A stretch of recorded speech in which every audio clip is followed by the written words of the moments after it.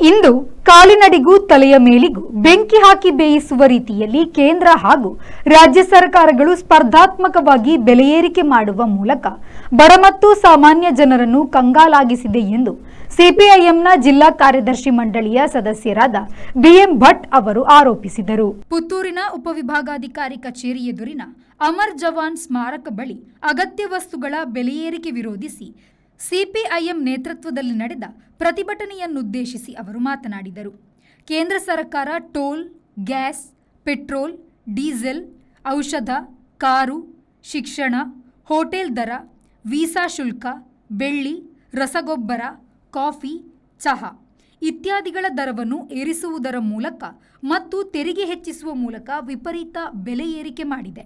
ಆದರೆ ಬಿಜೆಪಿ ಪಕ್ಷವು ತನ್ನ ಕೇಂದ್ರ ಸರ್ಕಾರದ ಬೆಲೆ ಏರಿಕೆಯನ್ನು ಸಮರ್ಥಿಸುತ್ತಾ ರಾಜ್ಯದ ಕಾಂಗ್ರೆಸ್ ಸರ್ಕಾರದ ಬೆಲೆ ಏರಿಕೆಯನ್ನು ಖಂಡಿಸಿ ಹೋರಾಟ ನಡೆಸುತ್ತಿದೆ.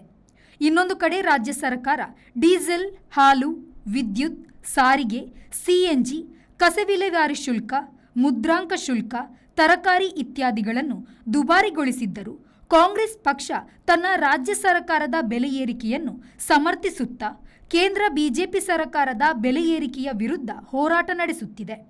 ಶಾಸಕರ, ಸಂಸದರ ವೇತನ ಭತ್ಯೆಗಳನ್ನು ಡಬಲ್ ಏರಿಸುವ ಮೂಲಕ ಅದನ್ನು ಸಮರ್ಥಿಸುವ ಈ ಎರಡೂ ಸರ್ಕಾರಗಳಿಗೆ ಜನಸಾಮಾನ್ಯರ ಕಷ್ಟಗಳು ಯಾಕೆ ಅರ್ಥ ಆಗುತ್ತಿಲ್ಲ ಎಂದು ಪ್ರಶ್ನಿಸಿದರು. ಮೋದಿ ಮೋದಿ ಮೋದಿ ಅಂತ ಹೇಳಿದ್ರೆ ಅಯ್ಯೋ ದೇವರೇ, ಮೋದಿಗೆ ಬೈಬಾರದು. ಮೋದಿ ಬೈದ್ರೆ ಕಷ್ಟ ಅಲ್ವಾ? ಆದರೆ ಮೋದಿ ಏನು ಮಾಡಿದ್ರು ಬೀಡಿ ಕಾರ್ಮಿಕರ ಮಟ್ಟಿಗೆ? ಮೋದಿಯವರು ಈ GST ಇತ್ತು, ಸೆಸ್ಸು 2% ಸೆಸ್ಸು, 17 ರೂಪಾಯಿ ತೆರಿಗೆ ಇತ್ತು ಬೀಡಿ ಮಾಲಕರಿಗೆ.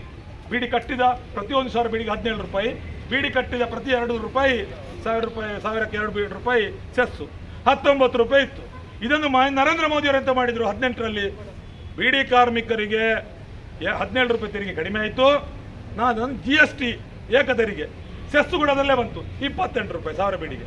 1000 ಬೀಡಿಗೆ 28 ಮಾಡಿದ ಕೂಡಲೇ 2 ರೂಪಾಯಿ ನಮ್ಮದು ಸ್ಕಾಲರ್ಶಿಪ್ಪಿಗೆ, ಆರೋಗ್ಯಕ್ಕೆ, ಆಮೇಲೆ ಇದು ಎಂಥದ್ದು ಮನೆ ಸಹಾಯಕ್ಕೆಲ್ಲ ಇರುವಂಥದ್ದು ಸವಲತ್ತು ಕಲ್ಯಾಣ ಮಂಡಳಿಗೆ 2 ರೂಪಾಯಿಗೆ ಮೋದಿ ಕೊಡಬೇಕಿತ್ತು. 18, 19, 20, 21, 22. ಪ್ರತಿಭಟನೆಯ ಸಭೆಯ ಬಳಿಕ ಕೇಂದ್ರ ಮತ್ತು ರಾಜ್ಯ ಸರ್ಕಾರಗಳಿಗೆ ಉಪವಿಭಾಗಾಧಿಕಾರಿಗಳ ಮೂಲಕ ಮನವಿ ಸಲ್ಲಿಸಲಾಯಿತು. ಹೋರಾಟದ ನೇತೃತ್ವ ವಹಿಸಿದ್ದ ಪುತ್ತೂರು ಸಿಪಿಐಎಂನ ನಾಯಕ PK ಸತೀಶನ್, ಸಿಪಿಐಎಂ ಜಿಲ್ಲಾ ಸಮಿತಿ ಸದಸ್ಯೆ ಈಶ್ವರಿ ಪದ್ಮುಂಜ, ಮುಖಂಡರಾದ ಜನಾರ್ದನ್ ಗೌಡ, ಕೃಷ್ಣ, ದೊಡ್ಡಪ್ಪ ಗೌಡ ಸರ್ವೆ, ನೆಬಿಸಾ, ಜಯಶ್ರೀ, ಪುಷ್ಪ, ಅಶ್ವಿತಾ, ಡಿವೈಎಫ್ಐ ಜಿಲ್ಲಾ ಸಮಿತಿ ಸದಸ್ಯ ಅಭಿಷೇಕ್, ಬಿಸಿಯೂಟ ಸಂಘದ ಮುಖಂಡರಾದ ಲೀಲಾವತಿ, ಕಾರ್ಮಿಕ ಮುಖಂಡರಾದ ಡೊಂಬಯ್ಯಗೌಡ, ಜಯಂತ, ಚೋಮ ಮತ್ತಿತರರು ಉಪಸ್ಥಿತರಿದ್ದರು. Anish, V4 news, Puttur.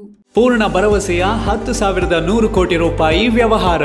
ಸಹಕಾರ ರತ್ನ ಡಾಕ್ಟರ್ MN ರಾಜೇಂದ್ರ ಕುಮಾರ್ ಅವರ ಅಧ್ಯಕ್ಷತೆಯಲ್ಲಿ ಅಭಿವೃದ್ಧಿಯ ಪಥದತ್ತ ಸಾಗುತ್ತಿದೆ SCDCC ಬ್ಯಾಂಕ್.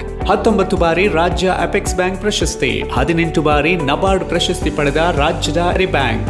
SCDCC ಬ್ಯಾಂಕ್ ಜನೋಪಯೋಗಿ ಸಾಲ ಯೋಜನೆಗಳು, ಕೃಷಿ, ಹೈನುಗಾರಿಕೆ, ವ್ಯಾಪಾರ ಉದ್ದೇಶಗಳಿಗೆ ಸಾಲ, ಸ್ವಸಹಾಯ ಗುಂಪುಗಳಿಗೆ ವೇತನಾಧಾರಿತ ಸಾಲ, ಕೈಗಾರಿಕೆ ಮತ್ತು ಸೇವಾ ಘಟಕ ವಾಸ್ತವ್ಯದ ಮನೆ ಸಾಲ ಸೌಲಭ್ಯ, ಚಿನ್ನಾಭರಣ, ಈಡಿನ ಸಾಲ, ವಾಹನ ಸಾಲ, ಶಿಕ್ಷಣ ಸಾಲ, ಆಕರ್ಷಕ ಬಡ್ಡಿ ದರದಲ್ಲಿ ತಕ್ಷಣ ಸಾಲ ಮಂಜೂರು.